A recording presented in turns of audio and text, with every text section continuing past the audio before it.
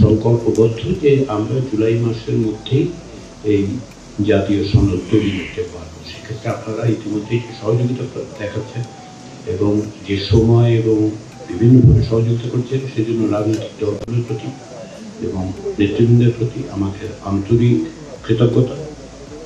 আমরা আশা করছি যে এই প্রক্রিয়া অব্যাহত থাকলে আমাদের পক্ষে অভিষ্ট লক্ষ্য অর্জন করা সম্ভব হবে।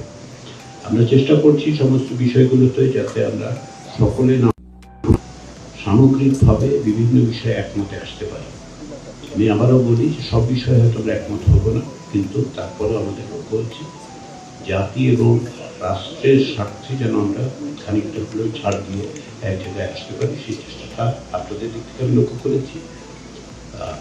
যেহেতু জাতীয় ঐকমত্য কমিশনের কোনো অবস্থান নেই, আমরা বিভিন্ন সংস্কার কমিশনের প্রতিবেদনে যে সুপারিশগুলো দিয়েছি, গত 2 মাসের আলোচনায় অর্থাৎ প্রাথমিক পর্যায়ের আলোচনায় কিছু কিছু বিষয় এসছে, তাতে করে কিছু কিছু অন্যান্য প্রস্তাবও এসছে। সেই প্রস্তাবগুলো আমরা